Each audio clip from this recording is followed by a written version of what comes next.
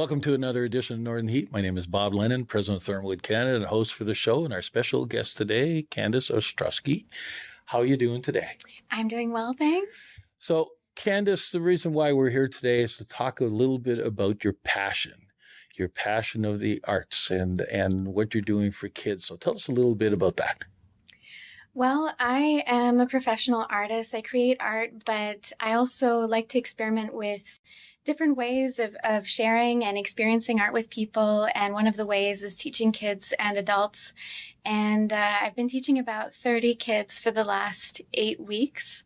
And I've been loving it. I teach at the Bay Breeze Gallery, and the kids amaze me. So this is your first time of putting this together. Like you said, you've been teaching them for 8 weeks now. So you've just recently started this. I had kind of started just before the pandemic. I was about 3 weeks in, and then I was sent to Newfoundland for work. And 2 weeks later, just the world shut down. So it was kind of timely that I had to stop my classes anyway at that time. But it gave me a little taste, and I kept getting requests. So I thought, why not give it a try to see how it goes. So in the evenings after I finish work, I teach. So what's the age group that you have of kids? I have a class of ages 5 to 7, and I have 3 classes of kids ages 8 and up. So between the ages of 8 and 13. Okay, so still pretty young. When you're starting at, did you say 5? Yeah, I have some 5-year-olds, and they completely amaze me. They're super talented. They all want to be there. They all love it, and they're so sweet. I see them help each other. They share, and they're so kind to me. I'm really enjoying this experience. Well, it's interesting because in last week's Northern Heat show, we talked about the kids through the Systema project. So, and this is teaching them arts too, is teaching them music. And you, on the other hand, now are looking at teaching them how to paint and how to do things and how they express themselves. Now, before our interview, we talked a little bit about the fact of what inspires you. And you talked a lot about what you find in Bathurst and in our region. Talk a little bit more about that. Yeah, I'm definitely fascinated in the beauty in the mundane, like just from my commute to work every day across the bridge, the view of sunrise and sunset. I think a lot of people take it for granted, but I see so much beauty in it. I think we're so spoiled here to be able to go paddleboarding on the bay in the evenings in the summer.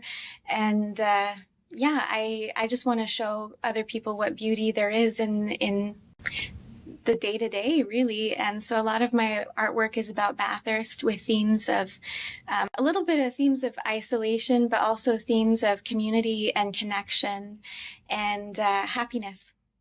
Well, that's the big thing, right? It's all about community here because there's a lot of things that we don't have that exist in bigger centers and stuff. And so we've all got to pool together to be able to make things happen.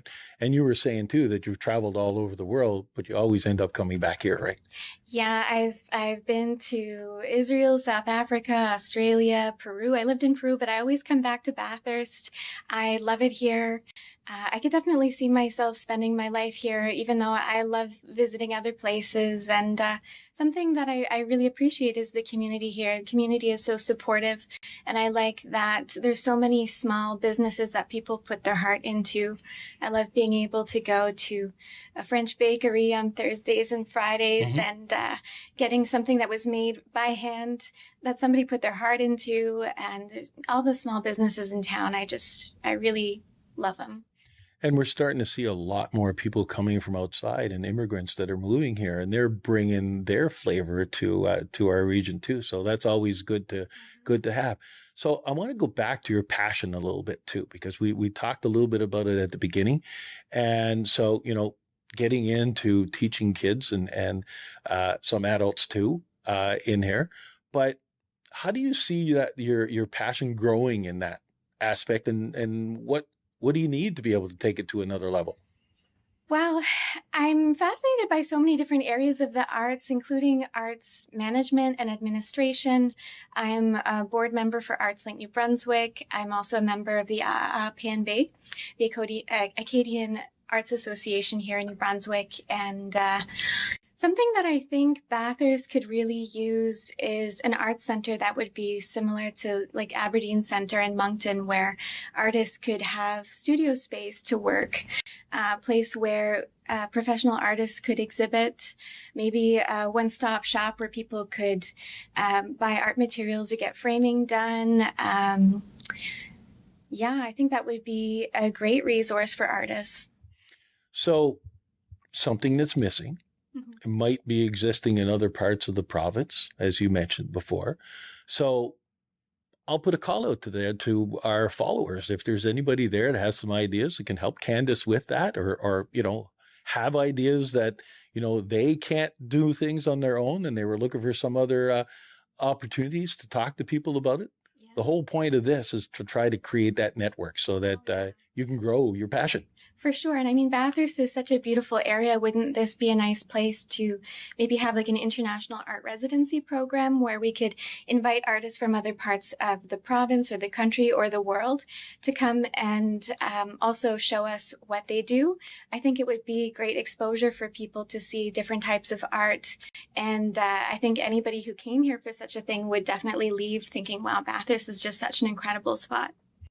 Well, that's a real important point, because anybody that comes here from outside always leave with a great impression of what we have, no matter what it is, whether it's the Nipisiguit Challenge that we do that brings people from all over the country, and sometimes even from North America, which is great. They come here and they can't believe what they've gone through, to the fact of just giving that experience to people in our own province. Mm-hmm. And the fact of doing something like that would be international could be turned into, could be a festival, could be a bunch of other things, right? Yeah, absolutely.